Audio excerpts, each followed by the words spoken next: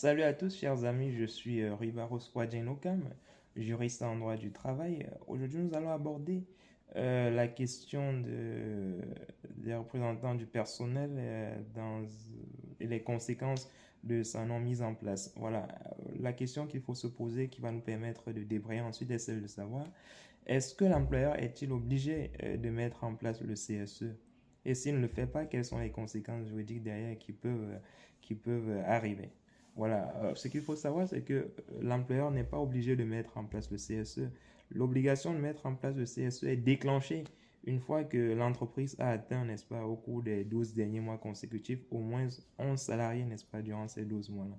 Donc, dès que les 11 salariés, autant pour moi, l'effectif des 11 salariés a été atteint au cours des 12 derniers mois, on parle d'équivalent temps plein, alors là, l'employeur est dans l'obligation de mettre en place ce qu'on appelle le CSE, le comité social et économique. C'est un organe qui est chargé de défendre les droits des salariés au sein de l'entreprise. Donc, ils sont chargés de représenter le personnel auprès de l'administration et de défendre, de veiller, n'est-ce pas, à l'application régulière du droit du travail au sein de l'entreprise. Alors, que se passe-t-il lorsque l'employeur, étant tenu de mettre en place le CSE, ne le fait pas malgré tout? Alors, si l'employeur ne met pas en place le CSE, il se rend coupable de ce qu'on appelle le délit d'entrave.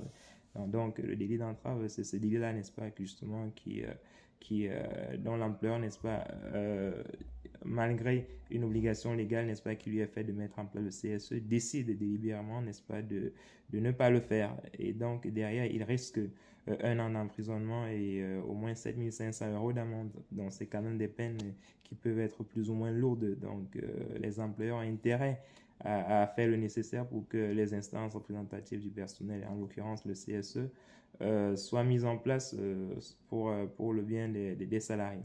Voilà.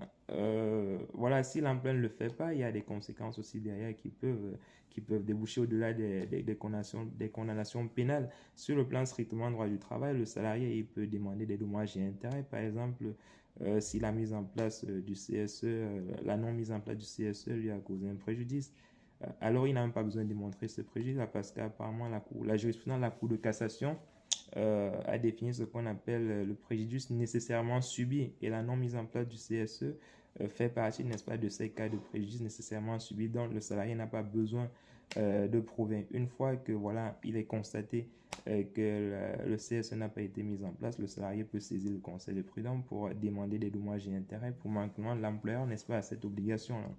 L'employeur peut également être condamné peut-être s'il y a une procédure de licenciement d'un salarié protégé qui nécessite la consultation du CSE. Voilà, s'il n'y a pas de CSE, non seulement le licenciement sera irrégulier, mais en plus, il n'est pas certain que l'inspection du travail autorise le licenciement du salarié protégé parce qu'il faut une autorisation préalable de l'inspection du travail. Donc, sur ce deuxième point, l'employeur peut avoir des difficultés justement à justifier son licenciement. Il en est de même pour ce qui est d'un licenciement pour inaptitude d'un salarié, on va dire, normal.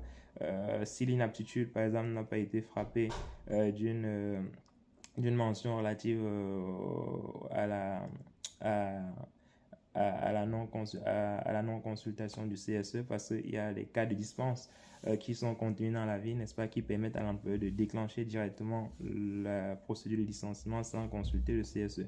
Si l'un des deux cas de dispense de reclassement ne sont pas prévus, l'employeur est obligé de consulter le CSE, et vous imaginez bien que s'il n'a pas pris la peine d'organiser les élections au sein de l'entreprise, dans ce cas, il sera en difficulté.